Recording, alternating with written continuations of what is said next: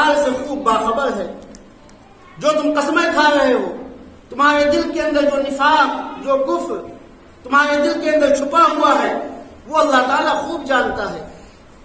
دنیا کے انسانوں کے سامنے اور اپنے آپ کو سچا ثابت کرنے کے لیے اور اپنے آپ کو اسلام کا سچا عاشق ثابت کرنے کے لیے تم جو قسمیں کھا رہے ہو، یہ قسمیں کام نہیں آئیں گی، بلکہ تمہارے دل کے اندر جو کفر اور نفاق پنپ رہا ہے، اللہ تعالیٰ اس کفر سے اور اس نفاق کو خوب جانتا ہے۔ آگے اللہ تعالیٰ نے ارشاد فرمایا کہ قل اطیعوا اللہ واطیعوا الرسول، کہ اے نبی آپ فرما دیجئے کہ اللہ کی اور رسول اللہ کی اطاعت کرو۔ فَإِن تَوَلَّوْا فَإِنَّمَا عَلَيْهِ مَا حُمِّلَ وَعَلَيْكُمْ مَا حُمِّلْتُمْ، اور اگر یہ لوگ اس کے بعد میں بھی اللہ کے حکم سے روگردانی کرتے ہیں، اللہ کے حکم کو نہیں مانتے ہیں، تو جو ان کے اوپر ہے اس کا حساب ان سے لیا جائے گا۔ وَعَلَيْكُمْ مَا حُمِّلْتُمْ، اور جو آپ کے اوپر ہے وہ آپ کا حساب آپ سے لیا جائے گا۔ کہنے کا مقصد یہ ہے کہ آپ نے سچ بات کو، آپ نے حق بات کو، آپ نے اللہ کی بات کو ان تک پہنچا دیا، اب اللہ کے ذمہ ہے کہ وہ ان سے حساب لے۔ عمل کروانا نہ کروانا یہ آپ کے بس کی بات نہیں ہے، آپ کے ذمہ نہیں ہے۔ ان الینا ایابہم ثم ان علینا حسابہم، آپ کی ذمہ داری ہے نبی صرف اتنی ہے کہ آپ بات کو قوم تک، لوگوں تک، انسانوں تک، اللہ کے بندوں تک صرف بات کو پہنچا دیں، یہ آپ کا کام ہے،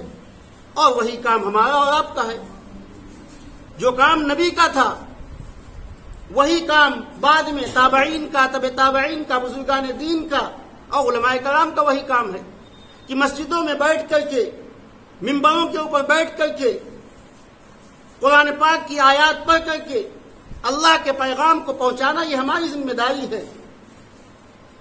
لیکن اس کے اوپر عمل کرنا نہ کرنا یہ آپ کا کام ہے۔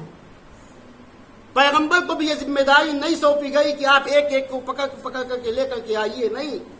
پیغام پہنچانا یہ آپ کی ذمہ داری ہے، اور اس کے بعد میں حساب لینا، ان کو دبوچنا،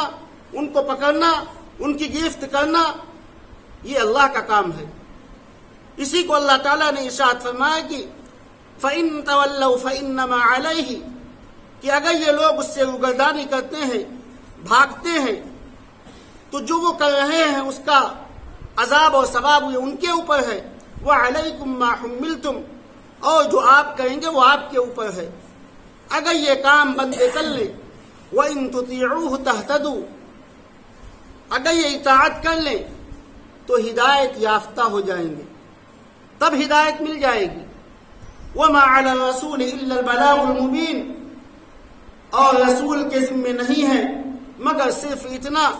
کہ بات کو کھول کر کے انسانوں کے سامنے پیش کر دیں، یہ رسول کی ذمہ داری ہے۔ آگے اللہ تعالیٰ نے خلفائے راشدین اور اس کے بعد میں ہم سے اور آپ سے اللہ تعالیٰ نے جو وعدہ لیا ہے اس کا تذکرہ اللہ تعالیٰ نے کیا ہے کہ 3 کام انسان کو کرنے ہیں، اگر وہ 3 کام کر لے گا آدمی تو اللہ تعالیٰ اس کو کامیاب کریں گے۔ وعد اللہ الذین آمنوا منکم وعملوا الصالحات، کہ اللہ تعالیٰ نے ایمان والوں سے وعدہ کیا ہے کہ جو شخص تم میں سے ایمان لائے، نیک عمل کرے، وہی بات جو سورہ عصر کے اندر کہی گئی، والعصر ان الانسان لفی خسر الا الذین آمنوا وعملوا الصالحات۔ تو اللہ تعالیٰ نے فرمایا کہ 2 کام تم کرو، 3 کام میں کروں گا، ایمان اور عمل صالح، یہ تمہاری ذمہ داری ہے، اور اس کے بعد میں 3 کام میں کروں گا۔ لَيَسْتَخْلِفَنَّهُمْ فِي الْأَرْضِ، تم کو زمین کی خلافت عرضی عطا کی جائے گی، زمین کی خلافت، زمین کی حکومت تمہیں عطا کی جائے گی۔ كَمَا اسْتَخْلَفَ الَّذِينَ مِنْ قَبْلِهِمْ، جیسا کہ تم سے پہلے لوگوں کو اللہ نے عطا فرمایا۔ اور دوسری وَلَيُمَكِّنَنَّ لَهُمْ دِينَهُمُ الَّذِي ارْتَضَىٰ، اور اللہ تعالیٰ تمہارے دین کو وجود بخش دے گا، جمع دے گا۔ جہاں پر بھی رہو گے، دین کی بات کرو گے، تمہارا کوئی بال بیکا نہیں کر پائے گا۔ اللہ کے احکام کی اشاعت کے لیے اور بلندی کے لیے کام کرو گے، لوگ تمہارا کچھ نہیں بگاڑ پائیں گے۔ اور تیسرا اللہ تعالیٰ نے ارشاد فرمایا کہ وَلَيُبَدِّلَنَّهُمْ مِن بَعْدِ خَوْفِهِمْ أَمْنًا، کہ خوف کے بعد ہم تم کو امن عطا فرمائیں گے۔ اور یہ کام اللہ تعالیٰ نے کر کے دکھایا فتح مکہ کے موقع کے اوپر، کہ جن لوگوں نے ایمان اور عمل صالح کیے تو اللہ تعالیٰ نے ان کو زمین کی خلافت بھی عطا فرمائی۔ وَلَيُمَكِّنَنَّ لَهُمْ دِينَهُمُ الَّذِي، اور دین کا وجود، دین کا جماؤ، کہ جزیرۃ العرب کے اندر اسلام کے سوا کوئی مذہب باقی نہیں رہ گیا تھا۔ اور ایک موقع کے اوپر اللہ کے نبی صلی اللہ علیہ وسلم نے یہ ارشاد فرمایا تھا کہ میرے شہر کے اندر دو دین جمع نہیں ہو سکتے ہیں۔ تو جزیرۃ العرب کے اندر صرف اور صرف اسلام تھا۔ اور تیسرے اللہ تعالیٰ نے جو وعدہ کیا تھا ان سے کہ خوف کے بعد میں امن، اور ایسا امن ہوا، ایسا امن ہوا کہ حضرت عمر بن خطاب رضی اللہ عنہ کے زمانے میں آقا مدنی صلی اللہ علیہ وسلم نے ارشاد فرمایا تھا، پیشین گوئی فرمائی تھی کہ اے لوگوں، ایک وقت ایسا آئے گا کہ اسلام میں امن تم لوگوں کو نصیب ہو جائے گا۔ اور لوگوں نے دیکھا کہ حضرت عمر بن خطاب رضی اللہ عنہ کے زمانے میں ایک عورت چلتی ہے صنعاء سے، یمن کے اندر موجود ہے، اور وہ مدینے جاتی ہے اور مکے جاتی ہے اور وہاں پر طواف کرتی ہے، اور وہ ٹھیک اسی طریقے سے اپنے شہر کو واپس آتی ہے۔ لوگوں نے اس سے پوچھا کہ راستے کا کیا حال ہے، کہیں تم کو شام کرنی پڑی ہوگی، کہیں کھانا کھایا ہوگا، کہیں رات گزاری ہوگی، کہیں دن گزارا ہوگا۔ لوگوں نے کوئی چھیڑ چھاڑ تم سے تو نہیں کی، بدتمیزی تو نہیں کی، گالم گلوچ تو نہیں کی؟ تو اس نے فرمایا، اس عورت نے، کہ خدا کی قسم، یہاں سے لے کر کے اور مکے تک مجھ کو ایسا محسوس ہو رہا تھا کہ تمام کے تمام سب یہ میرے بھائی ہی بھائی ہیں۔ ایسا امن اللہ کے نبی صلی اللہ علیہ وسلم کے زمانے میں اور آپ کے بعد والے زمانے میں اللہ تعالیٰ نے ایسا امن نصیب فرمایا کہ ایک عورت کو انسان بری نگاہ سے دیکھ نہیں سکتا تھا۔ اس طریقے سے تو اللہ تعالیٰ نے ارشاد فرمایا کہ دو کام تم کرو، ایک ایمان اور ایک عمل صالح، تین کام میں کروں گا کہ تم کو دین کے اندر مضبوطی دے دوں گا، اور زمین کی خلافت عرضی، اور اس کے بعد میں خوف کے بعد میں امن۔ یعبدوننی لا یشرکون بی شیئا، اور میری عبادت کرو، اس کے ساتھ بھی کسی کو شریک نہ کرو۔ ومن کفر بعد ذلک، اور اس کے بعد بھی جو شخص کفر کرے، انکار کرے، حق کو چھپائے، فاولئک هم الفاسقون، ایسے ہی لوگ فسق کرنے والے ہیں، حد سے تجاوز کرنے والے ہیں۔ وَأَقِيمُوا الصَّلَاةَ وَآتُوا الزَّكَاةَ، نمازوں کو قائم کرو، اللہ کے راستے میں زکوٰۃ دو، اور رسول اللہ کی اطاعت کرو تاکہ تم پر رحم کیا جائے۔ اور آگے اللہ تعالیٰ نے ارشاد فرمایا کہ وہ لوگ جو اللہ کے حکم کی پاسداری نہیں کرتے ہیں، اللہ کے حکم کو نہیں مانتے ہیں،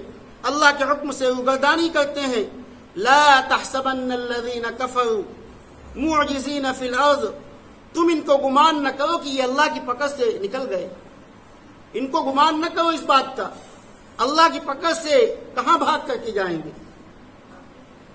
جس بل کے اندر بھی، جس گھر کے اندر بھی یہ گھس جائیں گے، اللہ کی پکڑ وہاں پر پہنچ جائے گی، کہیں نہیں بھاگ سکتے یہ اللہ کی پکڑ سے۔ وَمَأْوَاهُمُ النَّارُ، اور ان کا ٹھکانہ جہنم ہے، وَلَبِئْسَ الْمَصِيرُ، اور کتنا ہی برا ٹھکانہ ہے۔ تو میرے بھائی، ایک مومن کی شان اور ایک منافق کی پہچان اس آیت کے اندر بتائی گئی کہ منافق کا کام یہ ہے کہ تھوڑی تھوڑی چیزوں کے اوپر اس کے دل کے اندر شک پیدا ہوتا ہے، کوئی بات بھی قرآن کی حدیث کی بیان کی جائے اس کے دل کے اندر شک پیدا ہوتا ہے۔ یہ منافق کی مثال ہے۔ مومن کی شان تو یہ ہونی چاہیے کہ جب اللہ اس کے رسول کی کوئی بات بھی اس کے سامنے آئے تو اس کو چاہیے کہ اس بات کو تسلیم کرے۔ قرآن کریم نے دوسرے موقع کے اوپر یہ بات ارشاد فرمائی ہے کہ انما المؤمنون الذین آمنوا باللہ ورسولہ، کہ مومنوں کی شان تو یہ ہونی چاہیے کہ وہ کہیں کہ ہم اللہ اور اس کے رسول کے اوپر ایمان لائے، ثم لم یرتابوا، پھر ان کو اپنے دین میں ایمان میں کوئی شک نہ ہو، یہ غالب آئیں گے۔ منافقین کا تو یہی معاملہ تھا، اس بات کا ان کو شک تھا کہ پتہ نہیں یہ نبی برحق ہے یا نہیں ہے، یہ اللہ کی طرف سے یہ کتاب نازل ہوئی یا نہیں ہوئی، اور پھر انجام کیا ہوگا بعد میں، رسول اللہ غالب آئیں گے یا یہ کفار و مشرکین غالب آئیں گے۔ یہ تین چیزیں ان کو شک کے اندر ڈالے ہوئے تھیں، اس لیے انہوں نے نفاق کا طریقہ اختیار کیا تھا کہ جب اگر رسول اللہ غالب آ جائیں گے تو ہم کہیں گے کہ اللہ کے نبی ہم تو شروع سے آپ کے ساتھ ہیں، ہم کو پہلے دن سے آپ کا کلمہ پڑھتے ہیں، آپ کے پیچھے نماز ادا کرتے ہیں، اور اگر کفار و مشرکین غالب آ گئے تو ان کے ساتھ میں ہو جائیں گے اور کہیں گے کہ انؤمنو کما آمن السفہاء، کہ ہم تو مذاق کرنے کے لیے ان کے ساتھ میں لگے رہتے تھے، دکھانے کے لیے، ان کو خوش کرنے کے لیے۔ ان معکم انما نحن مستہزئون، اگر کفار مشرکین غالب آ جائیں گے تو یہ کہیں گے کہ ان معکم، کہ اے لوگوں ہم تو تمہارے ساتھ ہیں، ہم تو ان سے مذاق کرتے تھے، ہم تو ان کو بیوقوف بناتے تھے، ہم تو دکھلانے کے لیے ان کے ساتھ میں رہا کرتے تھے، لیکن سچائی یہی ہے کہ ہم تمہارے ساتھ ہیں۔ تو یہ ڈھلمل یقین والا معاملہ اللہ کے یہاں نہیں چلے گا۔ اللہ کے یہاں دو چیزیں ہیں، دورنگی چھوڑ دے، یک رنگ ہو جا، سراسر موم ہو یا سنگ ہو جا۔ دو طریقے کا معاملہ اللہ کے یہاں نہیں چلے گا۔ مومن کی شان یہی ہونی چاہیے کہ اللہ اور اس کے رسول کا جب حکم آ جائے تو ٹھیک اسی طریقے سے انسان کو تسلیم کر لینا چاہیے، اور اس میں قیل و قال کرنا، اس میں کمیاں نکالنا، یہ مومن کی شان نہیں ہے۔ اللہ کے نبی صلی اللہ علیہ وسلم راستے سے گزر رہے ہیں، یہ محبت کی بات بتائی جائے، کیسی محبت تھی، راستے سے گزر رہے ہیں، آپ نے دیکھا ایک مکان کو بڑا عالیشان بنا ہوا تھا، بہترین، یہ کس کا مکان ہے؟ فرمایا فلاں کا۔ آپ صلی اللہ علیہ وسلم واپس چلے آئے، جن کا وہ مکان تھا وہ مسجد میں آئے اور اللہ کے نبی کو سلام کیا۔ آپ صلی اللہ علیہ وسلم نے ان کے سلام کا جواب نہیں دیا۔ دوسرا وقت ہوا، انہوں نے سلام کیا، پھر آپ نے جواب نہیں دیا۔ پھر انہوں نے ایک شخص سے پوچھا کہ کیا بات ہے؟ اس شخص نے پوچھا جو اللہ کے نبی صلی اللہ علیہ وسلم کے ساتھ میں تھا، جب آپ گلی سے گزر رہے تھے تو اس سے پوچھا کہ کیا بات ہے؟ اللہ کے نبی نے ہمارے سلام کا جواب نہیں دیا۔ تو اس شخص نے کہا کہ میں مجھے نہیں معلوم، ہاں صرف میں اتنا جانتا ہوں کہ اللہ کے نبی صلی اللہ علیہ وسلم کے ساتھ میں تھا، تمہارے مکان کے اوپر آپ کی نظر پڑی اور آپ نے پوچھا یہ مکان کس کا ہے، صرف اتنا میں جانتا ہوں، بس اس کے علاوہ مجھے کچھ نہیں معلوم۔ تو صحابی رسول کے اوپر اتنا شک گزرا اور اتنی ان کو دقت محسوس ہوئی کہ اللہ کے نبی صلی اللہ علیہ وسلم نے میرے سلام کا جواب نہیں دیا، شاید کہ میرا مکان اور اس کی بلندی اور اس کی جو عالیشان بنا ہوا ہے شاید یہ آپ کو ناگوار ہوئی ہے، اسی لیے آپ نے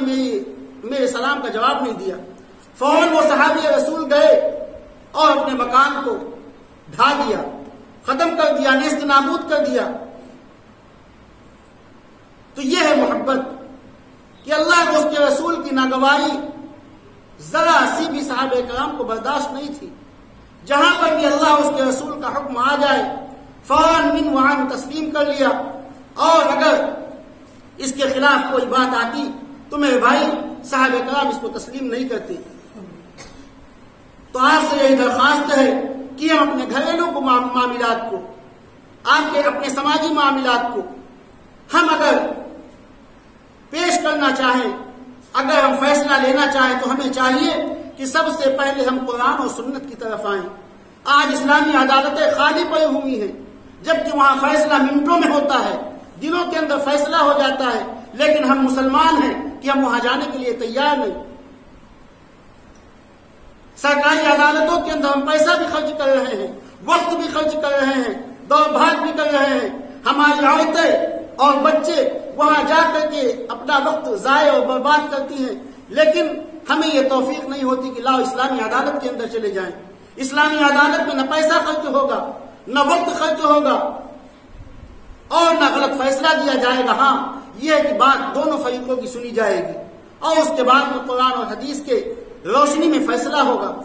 لیکن ہم مسلمانوں کا یہ حال ہے کہ 10 سال 15 سال مقدمات میں ہمارے چلے جاتے ہیں، پیسے کے اوپر پیسہ خرچ کرتے رہتے ہیں، لیکن ہمارے جو تک نہیں لگتی کہ لاؤ رسول اللہ نے جو قانون دیا تھا اور قرآن نے جو پیغام دیا تھا اس پیغام کے اوپر لاؤ کبھی عمل کر کے دیکھیں تو۔ اللہ سے دعا ہے کہ اللہ تعالیٰ ان تمام باتوں پر ہم سب کو عمل کی توفیق نصیب فرمائے اور ہم سب کو سچا اور پکا مسلمان بنائے اور اس عشق رسول سے ہم سب کو سرشار فرمائے۔ وآخر دعوانا الحمد للہ رب العالمین۔